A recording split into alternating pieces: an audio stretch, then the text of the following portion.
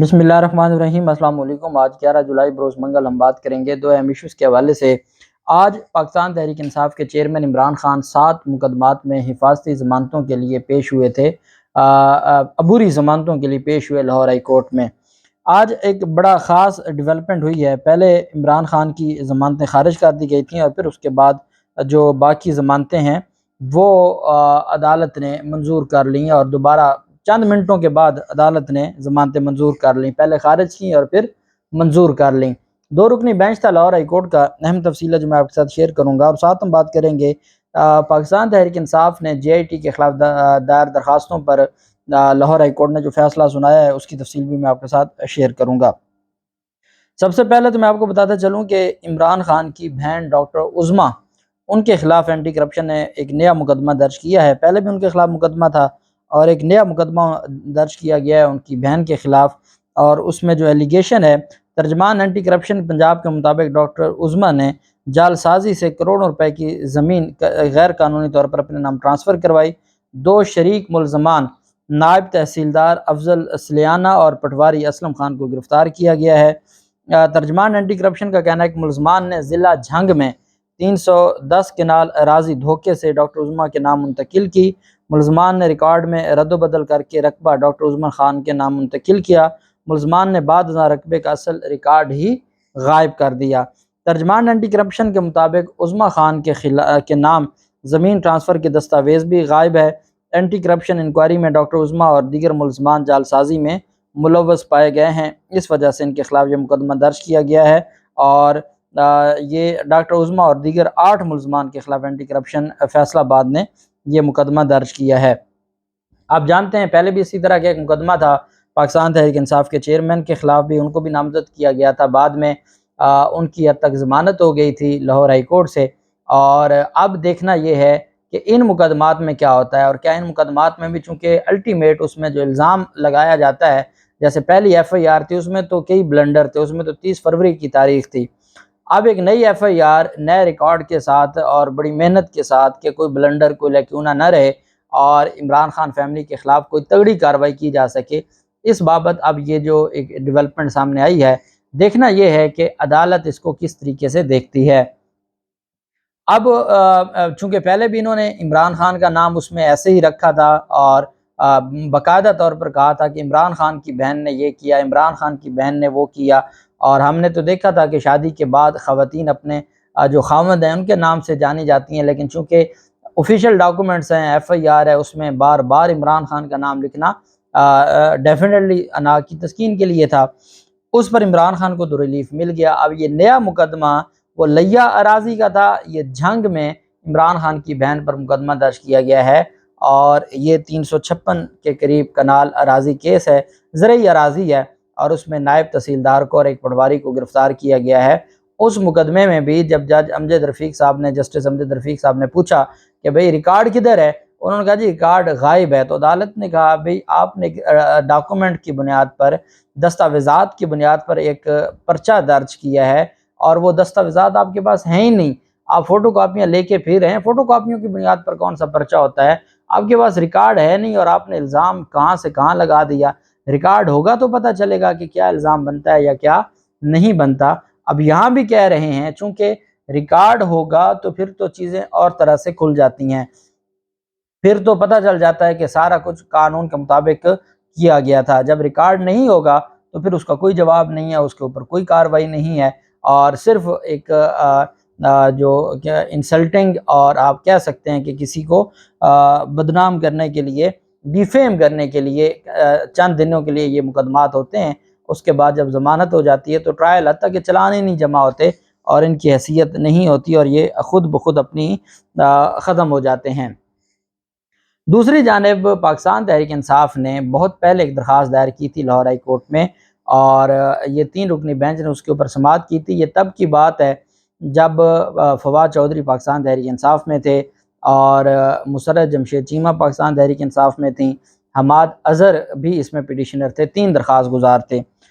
अब आके उसका फ़ैसला सुनाया गया है। जब ज़मान पार्क ऑपरेशन हुआ था तो ज़मान पार्क ऑपरेशन के वक्त ये कहा गया था कि पाकिस्तान तहरीक इंसाफ के कारकुनान की जानिब से پٹرول بم پھینکے گئے ہیں۔ آپ کو یاد ہوگا وہ پٹرول بم بھی جو اٹھائے گئے تھے، اور بعد میں باقاعدہ طور پر جب ان کو اجازت ملی تھی سرچ آپریشن کی تو یہ پلاسٹک کی بوتلوں میں پٹرول بم لے کر گئے تھے۔ بہرحال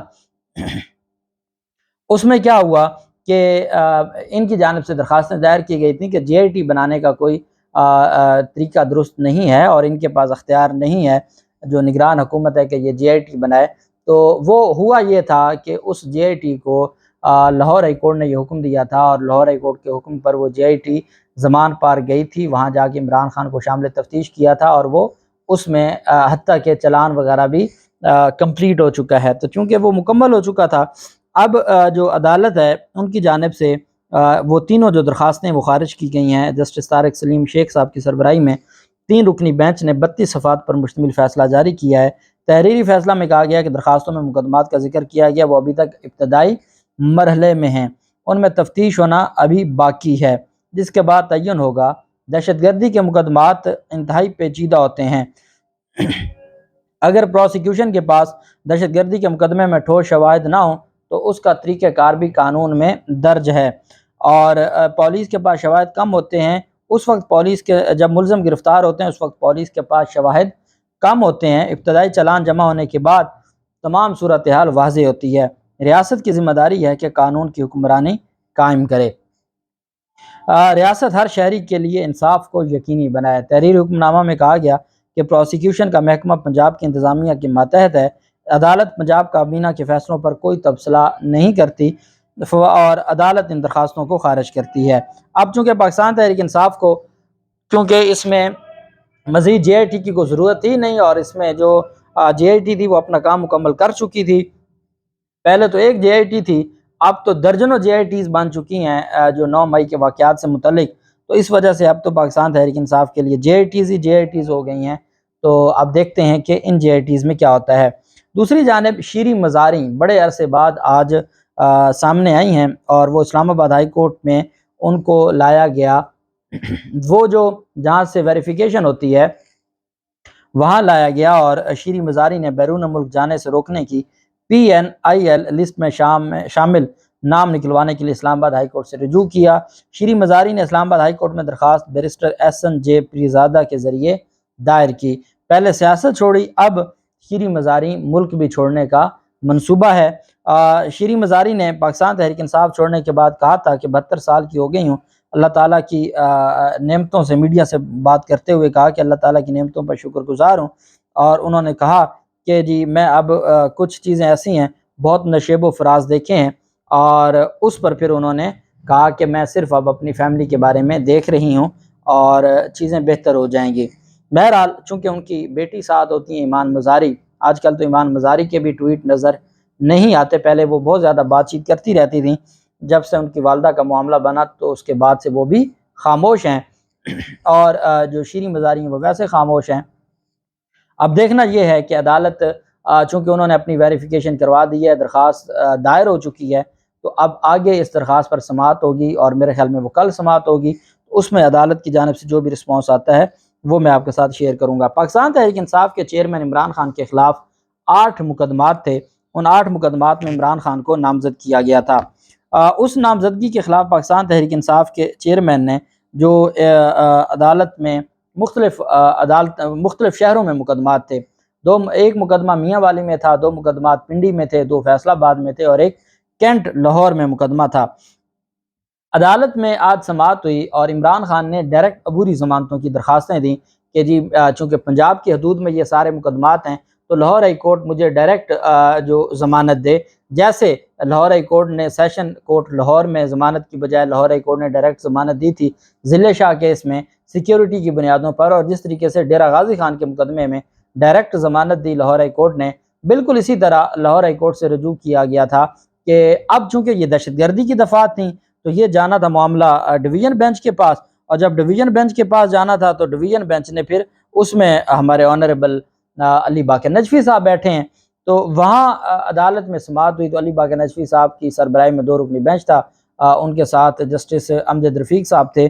تو وکلا نے کہا، پاکستان تحریک انصاف کے وکلا نے کہا جی کہ ہم اس میں عبوری ضمانت چاہتے ہیں۔ انہوں نے کہا جی عبوری ضمانت تو ہائی کورٹ نہیں دیتی، اس پر بتایا گیا کہ اسلام آباد ہائی کورٹ نے بھی مختلف مقدمات میں کچہری میں نہ جانا پڑے، اس وجہ سے عبوری ضمانتیں ڈائریکٹ دی تھیں، اور اسی طریقے سے لاہور ہائی کورٹ کے اپنے پریسیڈنٹ ہیں، انہوں نے دی ہیں۔ تو مہربانی کریں، اب ایک شخص کدھر جائے، وہ کیا کرے کہ وہ ایک دن فیصل آباد جائے، پھر گجرانوالہ جائے، اور پھر وہ میاں والی میں جائے، پھر راولپنڈی میں جائے، پھر وہ اسلام آباد اور لاہور میں جائے، تو وہ کیا کرے گا؟ تو آپ کے پاس سارے اختیارات موجود ہیں، عبوری ضمانت کا حق آپ کے پاس ہے، تو آپ عبوری ضمانتیں ڈائریکٹ دے دیں بجائے اس کے کہ ان مختلف جو شہروں میں جانا پڑے۔ بہرحال عدالت کی جانب سے وکلاء نے آرگومنٹس کیا، اور عدالت نے، چونکہ عدالت نے کہا کہ جب سوال کیا گیا میاں والی میں، تو عدالت نے کہا میاں والی کا تو آپ کی حکومت نے بہت اچھے روڈز بنا دیے، چونکہ علی باقر نجفی صاحب بھی میاں والی سے ہیں، انہوں نے کہا اب تو آپ نے سی پیک کے ساتھ اس کو جوڑ دیا ہے، تو میاں والی کے روڈز بھی ٹھیک ہیں، باقی شہروں کے روڈز بھی ٹھیک ہیں، تو آپ جا سکتے ہیں، اتنا اس میں کوئی مسئلہ نہیں ہے۔ بہرحال فیصلہ محفوظ ہوا، اور فیصلہ محفوظ ہونے کے بعد یہ رجسٹرار آفس کا اعتراض تھا کہ عمران خان ڈائریکٹ یہاں پر جورسٹکشن نہیں بنتی اور ڈائریکٹ درخواست نہیں دے سکتے۔ اب اس پر کیا ہونا تھا کہ عدالت نے فیصلہ محفوظ سنا دیا، اور عدالت نے رجسٹرار آفس کے جو اعتراضات تھے ان کو برقرار رکھا، اور عمران خان کی عبوری ضمانتوں کی جو درخواستیں تھیں ان کو خارج کر دیا۔ جب عبوری ضمانتوں کی درخواستیں عدالت نے خارج کی، تو اس کے بعد تو پھر پاکستان تحریک انصاف کے پاس اور کوئی چارہ نہیں تھا، تو وہ کمرے عدالت میں موجود تھے، تو ساتھ پھر انہوں نے عدالت سے کہا جناب مہربانی کریں، جج صاحبان تک ہمارا پیغام پہنچائیں۔ وکلاء نے کہا کہ آپ اگر ضمانت نہیں دیتے تو آپ کم از کم حفاظتی ضمانت تو دیں، ہم جو آپ کے پاس آئے بیٹھے ہیں، آپ نے عبوری ضمانت کی درخواستیں خارج کر دی ہیں، تو حفاظتی ضمانت تو دیں نا۔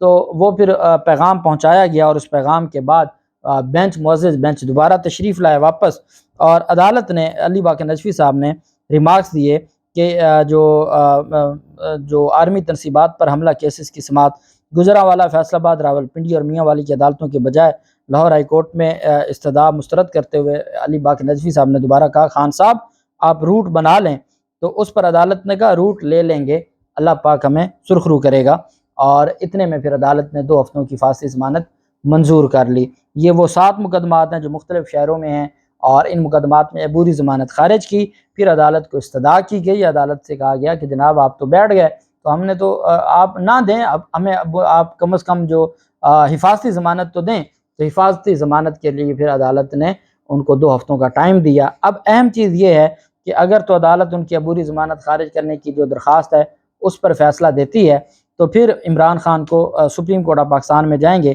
چونکہ عمران خان کی جسٹس امجد رفیق صاحب کے پاس پہلے ہی ایک کیس پینڈنگ ہے جس پر 14 جولائی کو سماعت ہونی ہے، جس میں تمام مقدمات کو یکجا کرنے کی استدعا کی گئی ہے، نہیں تو پھر ultimate supreme court of Pakistan جانا پڑے گا۔ جو بھی تفصیلات ہوں گی آپ کے ساتھ شیئر کریں گے۔ اللہ پاک پاکستان کا حامی و ناصر ہو۔ بہت شکریہ۔ اللہ حافظ۔ پاکستان زندہ باد۔